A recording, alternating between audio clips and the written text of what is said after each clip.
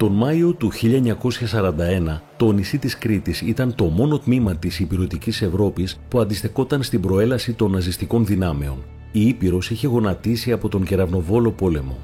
Britain is fighting on its own with the Commonwealth. It's fighting against Italy and Germany.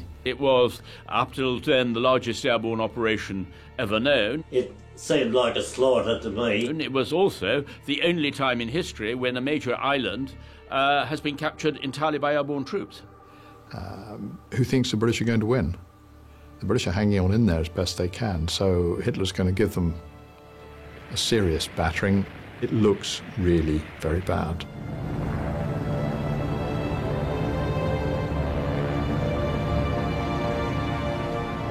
Καθώς πλησίαζε το πελώριο κύμα γερμανικών αεροσκαφών, η άμυνα της Κρήτης βασιζόταν σε μια ανεπαρκώς εξοπλισμένη συμμαχική δύναμη.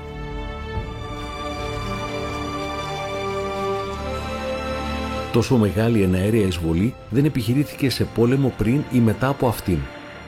Θα δούμε την ιστορία εκείνης της μάχης και των συνεπειών της.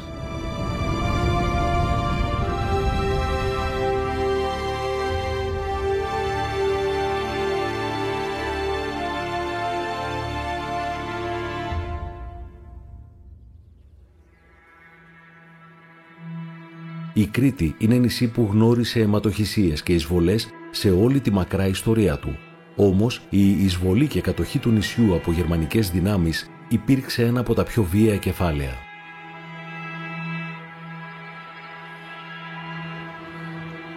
Ο Στέλιος Τρυπαλιτάκης άρχισε να μαζεύει ενθύμια από τον πόλεμο στα 15 του χρόνια. These are two 50 caliber machine guns, US made. These I found them in the crash site of a B-24 Liberator, a 4-engine bomber in Wand Mountains. Ο Στέλιος έχει ταξιδέψει σε όλο το νησί, βρήκε και αποκατέστησε εγκαταλειμμένα πολεμικά υλικά, τα αναζήτησε κάτω από τη θάλασσα και σε απόμακρες βουνοκορφές. This is a skin part from a Stuka Junkers 87 Stuka dive bomber with a 1/4 of the Iron Cross. This is a brand machine gun. This one found in Galatas 3 years ago, buried under a very old olive tree. Πλέον η προσωπική του συλλογή από 80.000 κομμάτια γεμίζει το σπίτι του στον Γαλατά, στη Δυτική Κρήτη, όπου σημειώθηκαν άγριες μάχες. These are German bandages boxes made. This is full, has all the bandages inside. The scissors to cut the bandages. The bandages, this is made in 1942. This is a BMW R12 German motorcycle made between 1935 and 1941. German paratrooper helmets from the Battle of Crete, and this has taken a bullet hole. This shot killed him, you can see here.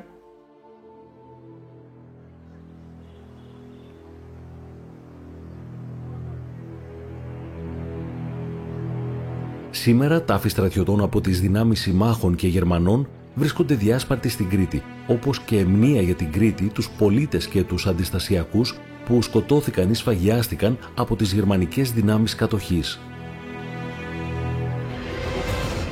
Τον Μάιο του 1941, η γερμανική δύναμη εισβολής αποτελούνταν από 14.000 επίλεκτους αλεξιπτωτιστές έτοιμους να πέσουν στο νησί. Στόχος τους να το καταλάβουν, νικώντας 30.000 στρατιώτες από τη Βρετανία, την Αυστραλία και τη Νέα Ζηλανδία, καθώς και 12.000 Έλληνες στρατιώτες επιφορτισμένους με την υπεράσπισή του. Η εναέρια επίθεση θα γνώριζε επιτυχία σε 2 εβδομάδες, όμως η εκστρατεία υπήρξε αιματηρή και οι δύο πλευρές σημείωσαν τεράστιες απώλειες. Οι Γερμανοί έχασαν περισσότερους στρατιώτες την πρώτη μέρα της μάχης από όσο στους 18 μέχρι τότε μήνες πολέμου. Η εισβολή αναμενόταν για εβδομάδες. Τους προηγούμενους μήνες, ο γερμανικός στρατός είχε διατρέξει τα Βαλκάνια και πριν από λίγες εβδομάδες είχε καταλάβει την ηπειρωτική Ελλάδα. Η Αθήνα έπεσε στις 27 Απριλίου και η σφάστικα κυμάτιζε πάνω από την Ακρόπολη. Οι Ιταλοί υπό τον Μουσολίνι είχαν επιτεθεί στην Ελλάδα τον περασμένο χρόνο, όμως γνώρισαν την ήττα. Η εμπλοκή των Γερμανών την ανέτρεψε. The German successes in 1940 and 1941 really rewrote the rule book of military operations. They conquered France in 6 weeks. when they'd been unable to do so for 4 years in the First World War. And they were able to do so because of the application of mobile warfare using mechanised formations and air power.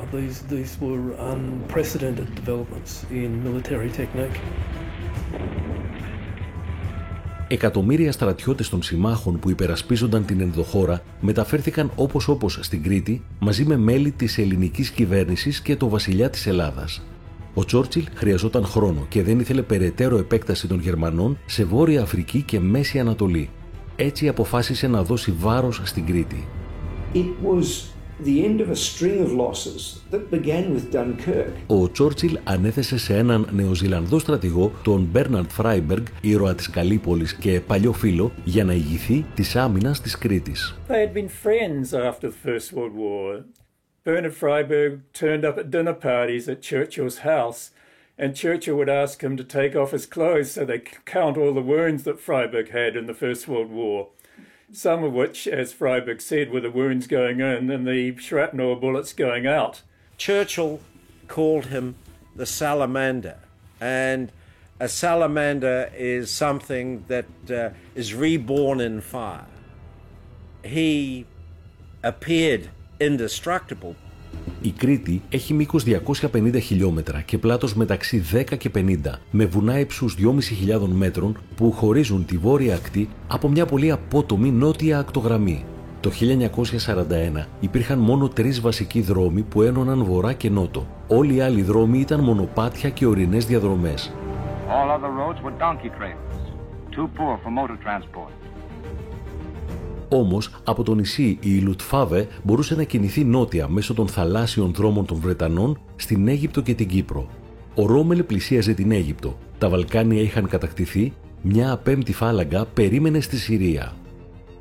Οι διαδρομές ήταν έτοιμες, εκτός από την Κρήτη. The Mediterranean is useful for many reasons, but primarily it's a transit route between Western Europe and Australasia, East Asia. It's the artery that connects the whole of the British Empire up and enables the British to use one large fleet to patrol everything from the Atlantic to the China Seas. If you can't use the Mediterranean, that means you have to go all the way around Africa, which is a big problem. Αλλά ενώ η Λουφτβάφε πετούσε πάνω από το νησί, γίνονταν προετοιμασίες για την αναχώρηση του βασιλιά και της ελληνικής κυβέρνησης με προορισμό την Αίγυπτο. Ένδειξη χαμηλών προσδοκιών για επιτυχή άμυνα. Η γερμανική εισβολή περιλάμβανε μια αερομεταφερόμενη μεραρχία της Luftwaffe που είχε αναπτύξει ο Γκέρινγκ λίγο πριν από τον πόλεμο. Ονομαζόταν Fliegerkorps και οι αλεξιπτωτιστές λέγονταν Volksheermager, δηλαδή ουράνιοι κυνηγοί. Ήταν πολύ αποτελεσματικοί σε επιδρομές τύπου κομάντο. Πολλοί προέρχονταν από παλιές προσεικές στρατιωτικές οικογένειες και ήταν διάσημοι για την προθυμία τους να καταβάλουν κάθε δυνατή προσπάθεια, ακόμα και στις χειρότερες συνθήκες. The Fallschirmjäger are a very new force. They actually come from novel work that was done in the Soviet Union in the 1920s and 30s on parachutes and parachute troops. But the Germans organised the force into a whole division. Hitler sees them as an elite force. They are used as the leading regiment in his birthday parade in 1939. He sees them as having operated very successfully in Norway and in Holland and in Belgium in the early part of the invasion of France in 1940. So they're escalating up from this early use to land on Crete. The German parachute division, the 7th Parachute Division, had been formed really by Goering, partly because he wanted his own private army. Himmler had the Waffen-SS, and Goering went on all throughout the war, right till the very end, trying to increase his sort of Fallschirmjäger parachute units, even though many of them had never parachuted in their lives, purely so that he had a counterpart. The adventurous, lots of Nazis, young Nazi youth, it's true. They weren't entirely Nazi, but there was already in the Luftwaffe itself a higher level of Nazi membership or of Nazi believers than actually in the ordinary army itself. By this stage, some of the younger ones would have seen some time in the Hitler Youth. They're growing up in the Nazi state. They're growing up in a world where things that we find simply incomprehensibly abhorrent are normative. So they're already desensitized. They've been taught to believe in theories of racial expansion, racial superiority, that it's their destiny to rule the world and their leader is going to carry them on to the new promised land. It's a combination of psychopathic and messianic, and it just resonates. It works. It clearly works because it mobilizes a huge military effort throughout the war. Αντίθετα, οι συμμαχικές δυνάμεις στην Κρήτη ήταν ανεπαρκώς εξοπλισμένες. Περί τους 50.000 στρατιώτες είχαν βρεθεί στην Ελλάδα, τα 2 τρίτα από την Αυστραλία και τη Νέα Ζηλανδία. Η Αυστραλιανή αυτοκρατορική δύναμη ήταν εθελοντική, η πρώτη από την εποχή του Πρώτου Παγκοσμίου Πολέμου. In Greece, an Anzac Corps, the literal meaning of the term, Australia and New Zealand Army Corps, that was the second time that an Anzac Corps had ever been formed. Obviously the first in Gallipoli and the second in Greece. Οι αμυντικές δυνάμεις υπέφεραν από έλλειψη όπλων. 10.000 είχαν εγκαταλείψει την ελληνική ενδοχώρα, αφήνοντας πίσω αναγκαστικά μεγάλο μέρος του οπλισμού τους. At battalion and at brigade and at force level, the Australian and New Zealand commanders were tired. They had fought a very active campaign in North Africa. They'd fought a strenuous and absolutely exhausting fighting retreat through Greece. And so by the time they got to Crete, they were just worn out. You've got an army that's lost its communications, its artillery, and its transport, dumped on Crete because that was the closest bus stop.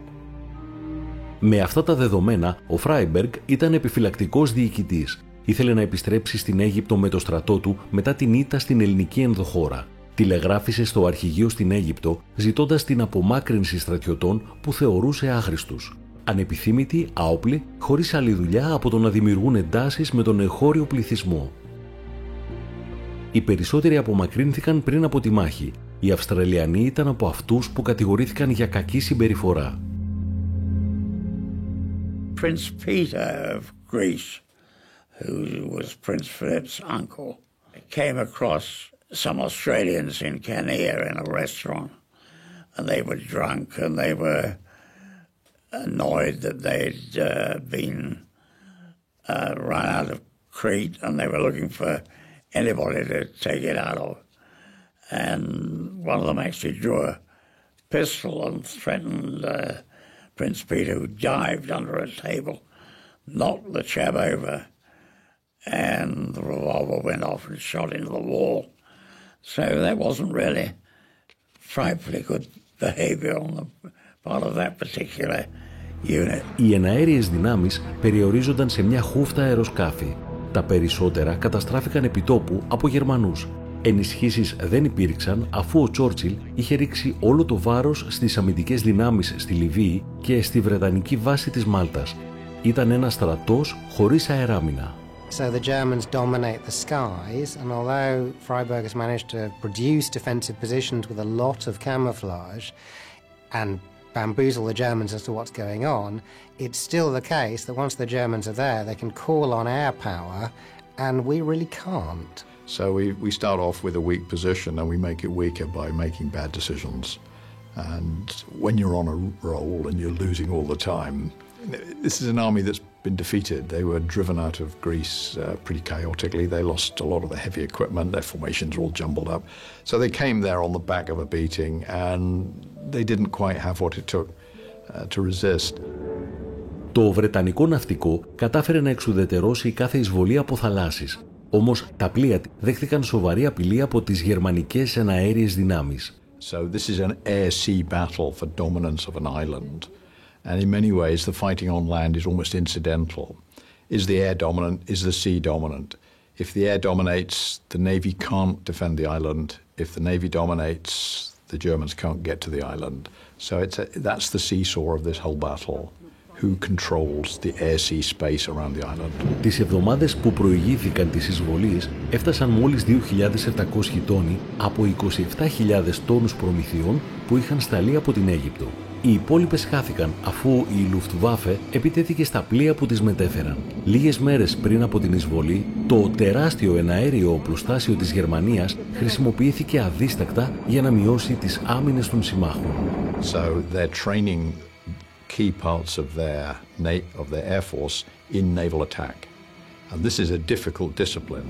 Flying over the sea is difficult. Hitting a target that's traveling at nearly 40 miles an hour and is maneuvering violently and shooting back, that's really difficult. And that takes a lot of training. The best people at doing this in 1941 were the Japanese and the Germans, and they practiced a lot.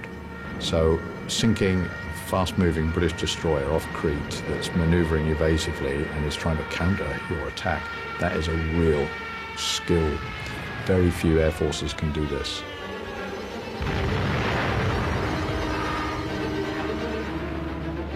Εκατοντάδες αεροσκάφη συμμετείχαν, ανάμεσά τους 200 από επίλεκτες μοίρες Στούκας, τα Junkers 87, γνωστά ως σιρήνες του θανάτου, υπτάμενες σβάστικες και σάλπιγγες της Ιεριχούς, λόγω του τρομακτικού θορύβου που έκαναν κατά την κάθετη εφόρμηση.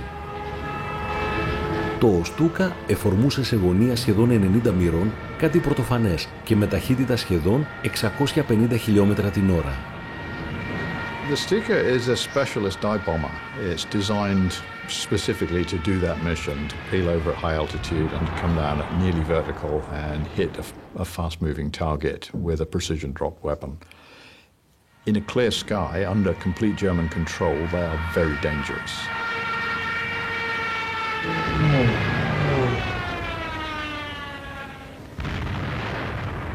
Ο στυλοβάτης αυτής της επιχείρησης κεραυνοβόλου πολέμου ήταν το ταχύ βομβαρδιστικό Messerschmitt Bf-109. Κατασκευάστηκαν από τη Γερμανία σχεδόν 35.000 κατά τον Δεύτερο Παγκόσμιο Πόλεμο, αποτελώντας τον μισό εναέριο στόλο της, και είχαν μεγάλη εμπλοκή στην εναέρια επίθεση στην Κρήτη. Επίσης, συμμετείχε το δικινητήριο Heinkel HE-111 από τα σημαντικότερα γερμανικά βομβαρδιστικά. Χαρακτηριστικό ήταν το διαφανές ρήχος του, με περιστρεφόμενο πυργίσκο πολυβόλου για ακριβέστερη ορατότητα πάνω από τους στόχους. Και το Dornier DO-17, γνωστό ως υπτάμενο μολύβι λόγω του ιδιαίτερου κομψού σχήματός του. Η εναέρια επίθεση είχε σχεδιαστεί για τις 20 Μαΐου 1941. Ήταν ένα μοναδικό εγχείρημα υψηλής τεχνολογίας για την εποχή.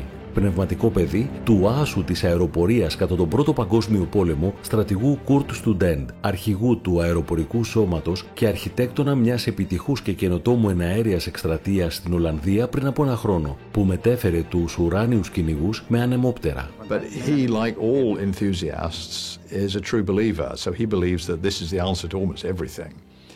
And this is going to be the test case, and the paratroopers will take the island, and it will be just the beginning of a whole new parachute army that he will command. And of course, by the end of the campaign, there's not much left. Ο Χίτλερ, όπως και ο στρατός, ήταν αντίθετος στο σχέδιο, θεωρώντας το πολυδάπανο. Όμως τον έπεισε ο Γκέρινγκ, επικεφαλής της Luftwaffe. Σαν τον Στουντέντ, είχε διακριθεί πετώντας τον Πρώτο Παγκόσμιο Πόλεμο και η Volkskriegsmacher ήταν η επίλεκτη δύναμή του. Hitler says very famously that the army belongs to the Prussians, and it's a very old army. The navy belongs to the Second Empire because it was created in the 1890s. He said, but the Luftwaffe, that's mine. You know, that was created while the Nazis were in charge. So Goering is a fully signed up long-term member of the Nazi Party. The Luftwaffe is the strike arm of the Nazi Party. That's why its defeat in the air battle over Britain is so significant. This is the first time that the Nazi arm has been defeated in battle. And there is a sense that they see winning in Crete as a kind of payback. So they're prepared to push the envelope here and to sell this as a great Nazi air and elite formations victory plays into the culture of the state. Με κωδική ονομασία επιχείρηση Ερμής περιλάμβανε πάνω από 500 αεροσκάφη JU-52.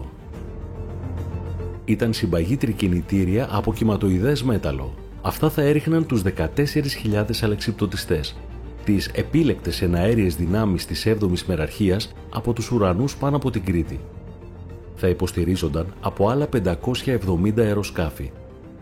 Στούκας, Junker 88, Dornier, Heinkel και Messerschmitt 109 και 110.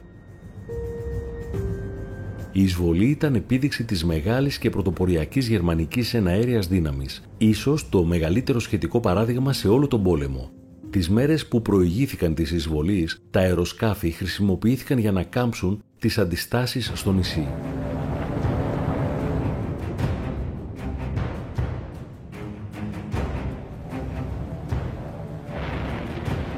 Well, it's blitzkrieg. The Germans don't call it blitzkrieg. They see it as an extension of their operational method that goes back into the 19th century. But an American journalist comes up with the phrase blitzkrieg, lightning war, in 1939 following the invasion of Poland. And Hitler likes the term, and it becomes a term that the Germans use. It's a German operational method seeking decision, and they do it very rapidly. And now it has the addition of new technology, such as air power and tanks. And commanders, if they weren't First World War veterans, they'd learnt their trade from those who had fought in the First World War. So they were speaking an entirely different language. They had no idea what to expect from an airborne invasion. When they were told that that would be followed up by reinforcements from the sea, they could imagine that. Many of them were Gallipoli veterans, so they had visualised, they had participated in a seaborne invasion. But an airborne invasion, that was totally new. Πριν από τη μάχη και κατά τη διάρκεια της, ο στρατηγός Φράιμπεργκ είχε πρόσβαση σε γερμανικά σχέδια χάρη στη Βρετανική Υπηρεσία Αποκρυπτογράφησης στο Bletchley Park. He's having, I think, a cup of tea in the veranda of his outpost with a junior officer, and the news comes that the Germans have landed, and he looks at his watch and says something to the effect of "just on time." Because, of course, he knows exactly when they're supposed to be coming. And he's very impressed by the German precision. But the British have really good intel on this. The ultra material is giving up a lot of information. The Luftwaffe, for all of its ability to drop bombs accurately, is remarkably cavalier about intelligence security. They knew exactly where the parachutists would be dropped. Under normal circumstances, this would have meant that the Battle of Crete ended at the first day. Στο πρώτο κύμα της εισβολής προσγειώθηκαν 8.000 αλεξιπτωτιστές, άλλη μια πρωτιά στον εναέριο πόλεμο. Το κύριο σώμα του στρατού μεταφέρθηκε με ανεμόπτερα DFS 230 που τα ρημουλκούσαν Junker 52. Τα ανεμόπτερα βρίσκονταν σε αρκετή απόσταση από το στόχο, κατερχόμενα σιωπηλά προς την Κρήτη, ώστε ο ήχος των προπορευόμενων αεροσκαφών να μην θορυβήσει τις συμμαχικές δυνάμεις. Ένας από τους στόχους ήταν η εξουδετέρωση αντιαεροπορικών πυροβολαρχιών. 70 συνολικά ανεμόπτερα, το καθένα με 10 αλεξιπτωτιστές, θα προσγειώνονταν τις πρώτες ώρες της μάχης. Πολλά από αυτά στη ξερή κήτη Ριακιού, δυτικά του αεροδρομίου του Μάλεμε, στα δυτικά του νησιού. Οι αλεξιπτωτιστές έφτασαν πολύ καλά εξοπλισμένοι, όμως πάνω τους φέρουν μόνο πιστόλι, μαχαίρι και χειροβομβίδες για όπλα. Φορούσαν όμως και επιγονατίδες και κάποιοι είχαν κάμερες. It is still functional, you can see. 50% of the German soldiers that were here in the Battle of Crete carried a camera with them because, of course, they wanted to remember the stages of the battle and some of them for propaganda reasons. There were about 50 propaganda company photographers. Of course, the pictures are very different from these individuals. German parachutists then were armed by a pistol, a knife, and 3 or 4 hand grenades. The real weapons were dropped in a box, and they had to find it.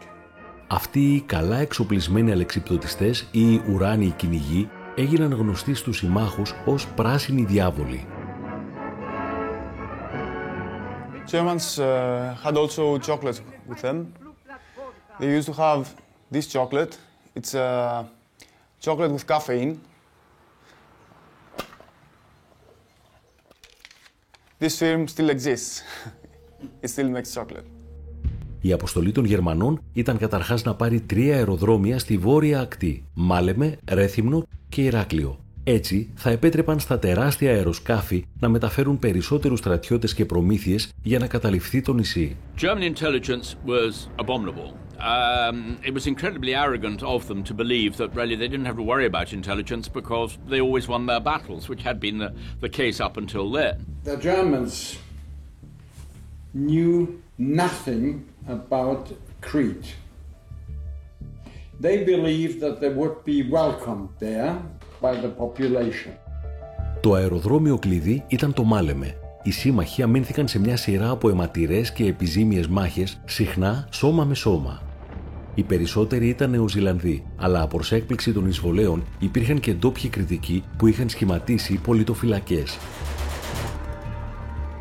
We thought it was going to be a sea landing, and then all of a sudden we hear this humming coming out at the sea towards Crete, and we see it coming in the big German junker transports.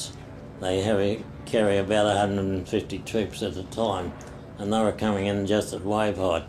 When they come to the land of Crete, they made sufficient height for dropping off paratroopers. And then when they come over our positions where we were, the paratroopers started spewing out of their planes right on top of our different positions. Well, we looked up in awe and wonderment because we'd been trying to engage people at land level, but never coming down from the sky. Parachutist is vulnerable, first of all in the air, and secondly when he lands for a minute or so, he's obviously disoriented. And the New Zealanders particularly took advantage of that. There's 100, 150 odd paratroopers coming down on top of us, but not many of those hit the land where we were without being hit in some way or another. I didn't have to tell our fellas to let go. We were delighted to leave the aircraft because we thought they couldn't hit us as easily as they could in the aircraft, but that was not so. In the air I heard this whistling of bullets around me, but the whistling is not so bad to hear because you know everything you hear is already past you. It can't hit you anymore. And then I looked down and I saw some soldiers. The German aircraft had to come low and slow in front of prepared positions. The Australians and New Zealanders were expert infantry units, and given those kind of targets, they didn't miss. They were coming in at the same level as the anti-aircraft gunners on the ground. They were firing at them without elevating their guns. Of course, made the operation much easier for the gunners. And it was close as well. I mean, the German planes were coming in, the Commonwealth and British gunners were right there. And it gives a sense of the intimacy of the battle and also the power of the air defence put up against the German paratroopers and the force that the German paratroopers had to overcome. They could see their bullets striking German transport aircraft. They could see the paratroopers going limp as they were hit by the defenders' fire. There were the New Zealanders and the others who went out literally in sort of man-hunting parties, just shooting them down. And also they did have a few tanks on the island. They had some light whippet tanks of the 3rd Hussars. They went round and they were quite ruthless in the way that they would sometimes just run them down with their tracks and crush them underneath. They land where they land, and they land right on top of the Allied positions. So in some cases you'll have British, New Zealand, Australian officers in command posts doing their business of commanding the unit and taking out their service revolvers and shooting German paratroopers landing literally on top of them. And I took a Bren gunner out and gave them covering fire until they got back into the battalion lines. And they charged in with the bayonets. A chap by the name of Ted Swanson was the sergeant in charge of that platoon, and Ted was out the front. He got a DCM out of it. Castleman got shot through the arm and he come in with one arm hanging down, and we got his arm fixed up. We held it in our area, and there wasn't many of those paratroopers ever landed on without had lead in them. But it seemed like a slaughter to me. Σε όλες τις ζώνες, οι αλεξιπτωτιστές έπεσαν ανάμεσα σε συμμάχους ή γύρω από αυτούς, δημιουργώντας συγκεχημένο πεδίο μάχης χωρίς πρώτες γραμμές πυρός. Στο Μάλεμε έπεσαν πάνω και ανάμεσα σε τάγματα Νεοζηλανδών. Στο Ρέθυμνο έπεσαν πλάι και πάνω σε Αυστραλούς και Έλληνες επιφορτισμένους με την άμυνα αεροδρομίου και πόλης. Αντίστοιχα στο Ηράκλειο έπεσαν ανάμεσα σε Αυστραλούς, Έλληνες και Βρετανούς που επίσης φύλασαν πόλη και αεροδρόμιο. There are Maori troops, New Zealand Maori troops, going in, taking the paratroopers out as they land with the bayonet. It's very brutal fighting, shooting of prisoners. One German unit dropped on the 23rd Battalion, New Zealand Battalion, and I think within a matter of hours, 800 out of 1,000 men, Germans, parachutists, were dead. Also, large numbers of Greek civilians are involved in the battle as well, and they join in and they suffer for it afterwards when the Germans conquer Crete. So it's interesting to see these mixed formations of mixed British and Commonwealth troops, Greek troops and also Greek civilians, some of whom are armed with knives, all attacking these paratroopers who are landing piecemeal and having to fight their battle one by one. There were even Cretan civilians who were cutting up and killing and stabbing or shooting with shotguns any of the paratroopers caught in the olive trees and unable to struggle out of their harnesses. Cretans are a fierce and independent lot, and they weren't very pleased to be invaded, tying kitchen knives on the end of broomsticks, and they would be pretty savage when it came to it, yeah. It's grim, and afterwards it's hot as well. This is May, and the bodies, many of them are hanging from olive trees in their harnesses. The local Greeks often strip off the boots of the paratroopers, and also the pockets are ripped open for any orders that they might have. The British are looking for the intelligence, but the bodies stay there hanging. And they rot very, very quickly. German paratroopers jumping out of Junkers transports that are already on flame and their parachutes being incinerated. Another Australian veteran recalls seeing one of the paratroopers get caught in the tail of a Junkers transport and fly off into the distance, trailing behind the aeroplane on its way back to Greece. So it was a complex, difficult feat of arms that the Germans were attempting, and when things went wrong, they really did go wrong. This is a paratrooper's gravity knife. It's a gravity knife because it goes like that. This is a common knife that all the flight crews had with them. When you see such a knife here in Crete, it's a German dead, of course. Cretans love to take these knives from the Germans as a souvenir, of course, along with their Lugers. Οι Κρητικοί πήραν ακόμα και τα αλεξίπτωτα που ήταν από μετάξι και τα έκαναν ρούχα, φορέματα, ακόμη και νηφικά.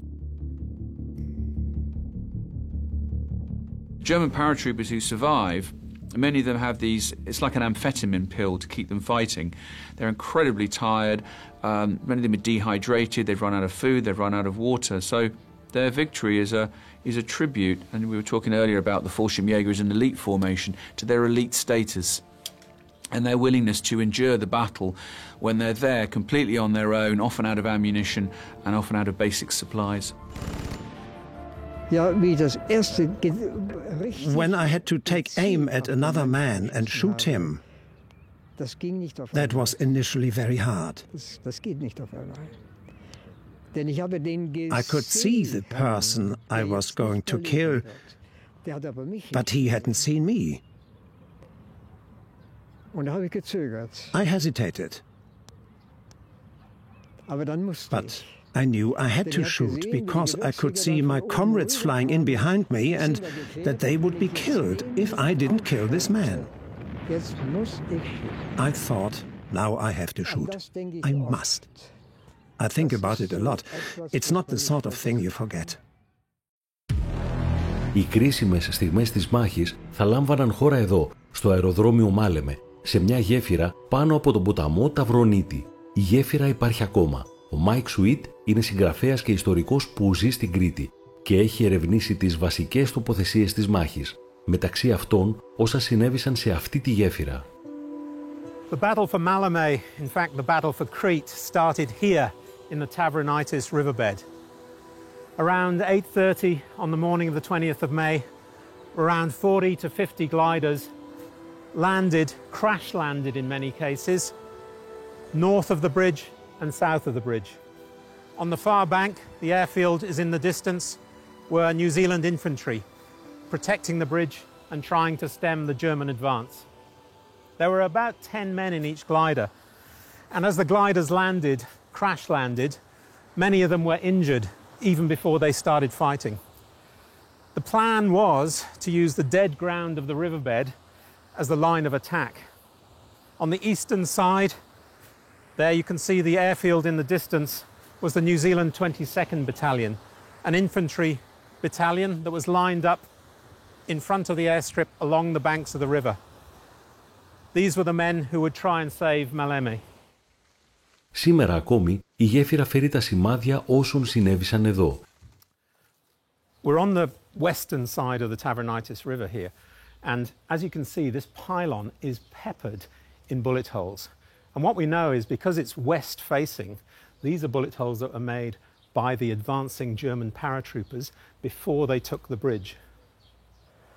Now we're on the other side of the pylon, and you can see we're facing east, and there's a few bullet holes here, probably rifle fire.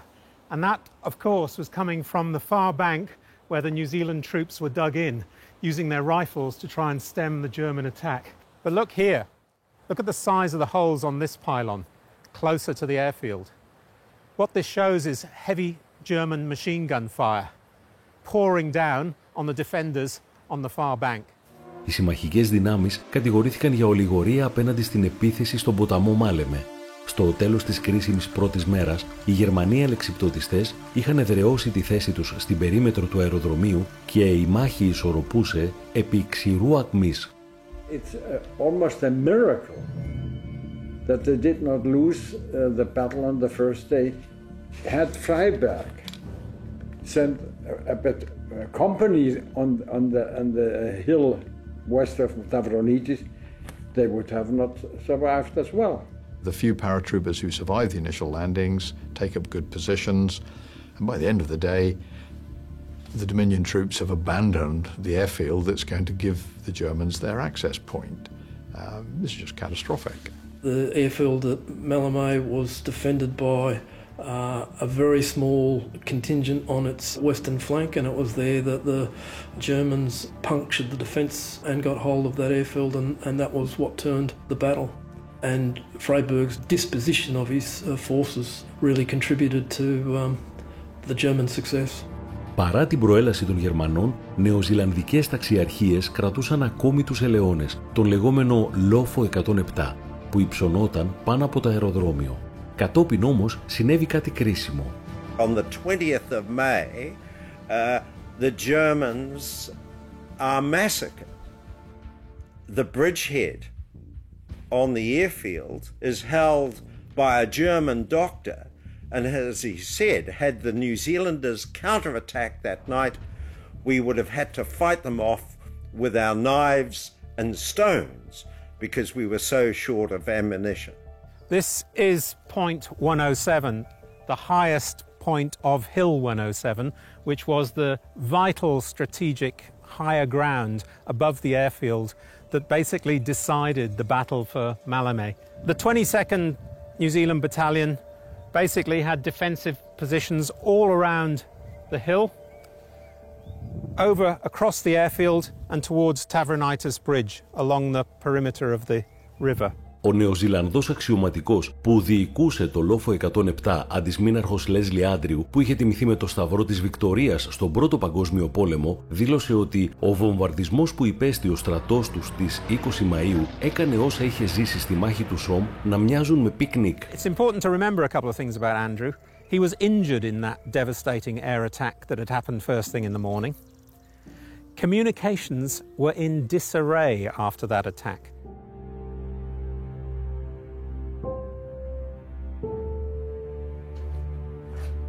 he could not contact his companies by the airstrip near the Tavronitis River. And then, in a sense, that's the story of Maleme and the story of the Battle of Crete, is that companies' units were fighting in isolation. So Andrew didn't know what was going on in different parts of the battlefield. And throughout the day, they'd been under intense mortar, ground and air attack. The Luftwaffe attack has led to a nervous collapse on his part.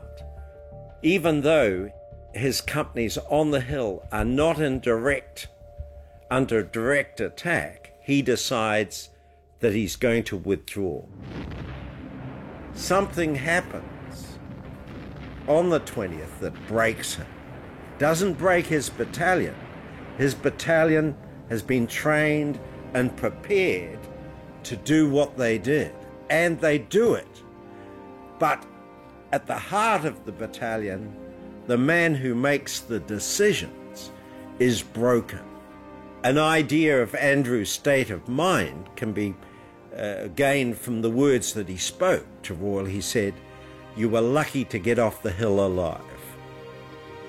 And in fact, there is no activity on the hill. So Andrew decided to pull the New Zealanders off this hill. And once he'd done that, the Germans could then take the advantage. Νωρίς το πρωί της δεύτερης μέρας, αεροδρόμιο Μάλεμε. Ο γενικός διοικητής, στρατηγός Στρουντέντ, παίρνει ένα τεράστιο ρίσκο που κρίνει τη μάχη.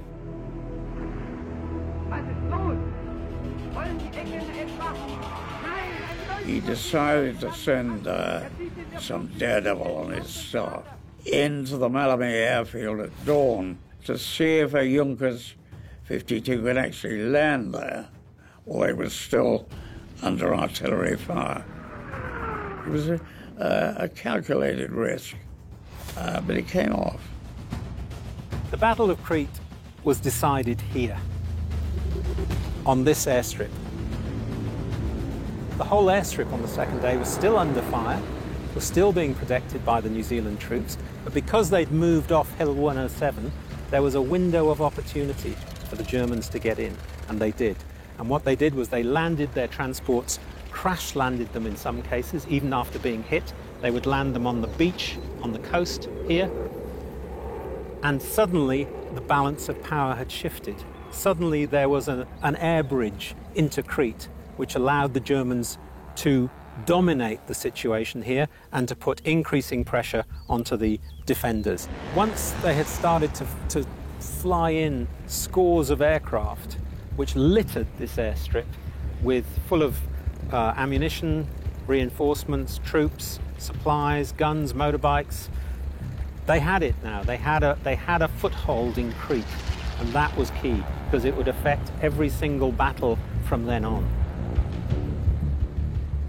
Within a day or two, he got something like 10,000 mountain troops, which made up for the very heavy casualties that the German parachutists had had on the first day.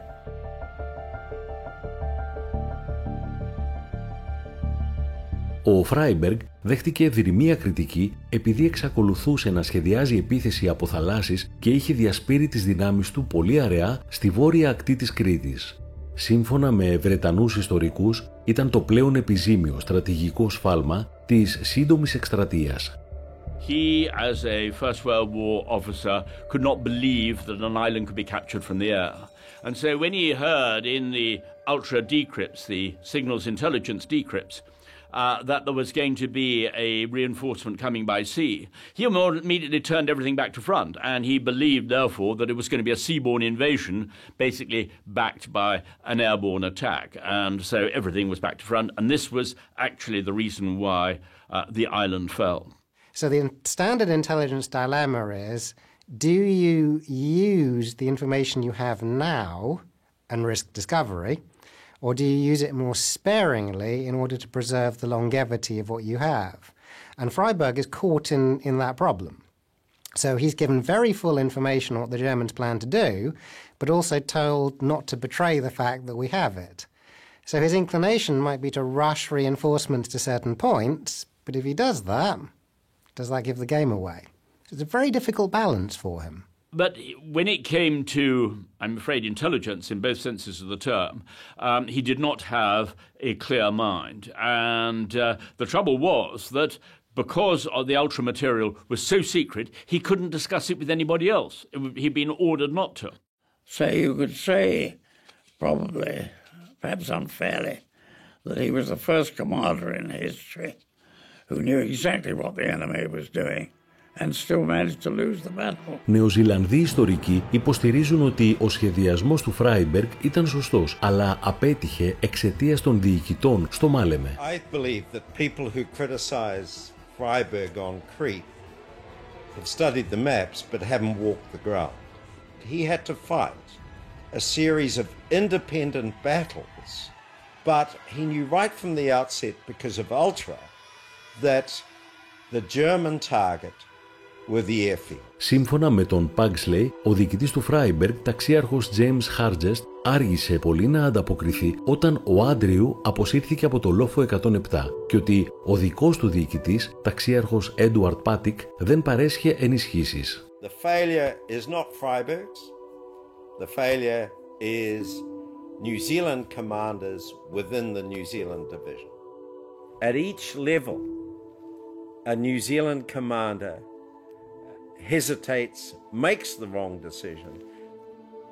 A lack of initiative and dysfunctional commanders lose Crete. And that was New Zealand's failing, but it's certainly not Freiburg's, because Freiburg has set a plan in place and the Brits under Chappell carry it out, the Australians under Campbell carry it out, and the New Zealanders failed to carry it.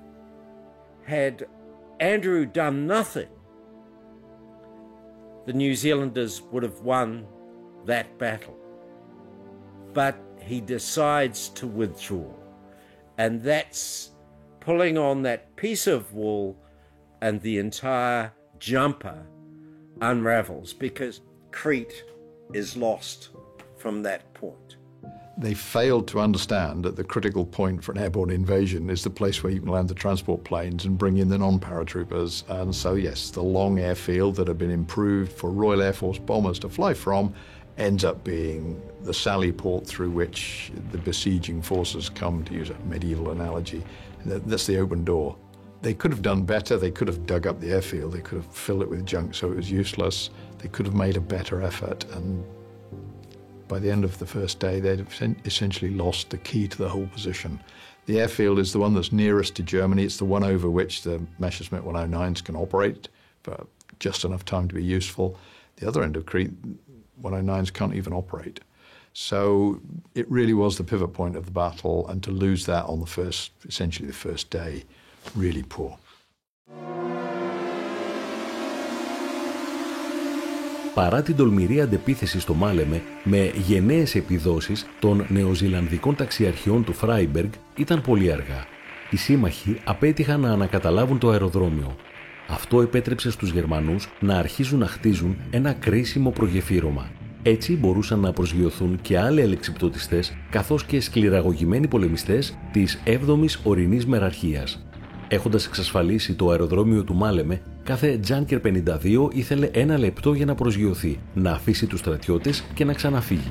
Καθώς έρχονταν οι ενισχύσεις, οι εισβολείς άρχισαν να εξαπλώνονται. The German army had a system of operations where the mission was devolved down to the lowest level of officer, NCO, corporal, sergeants, and then a private. So in many armies, when the officer dies, the soldiers stop because they don't know what the mission is. But in the German army, the tactics devolve down. So when the officer dies, the sergeant takes over. If the sergeant is killed, the corporal takes over. So it keeps the momentum going. And even the lowliest private knows what the mission is. And what he knows is he has to achieve the mission. How he achieves it is up to him. So it gives the German army a very aggressive, kinetic momentum.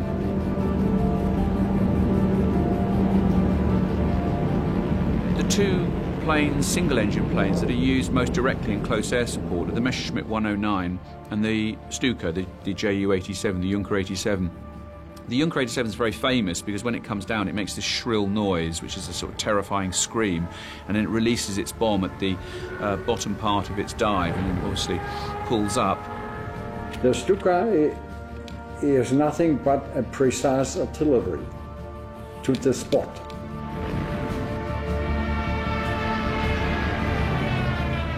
When the mountaineers moved forward, they were assisting them.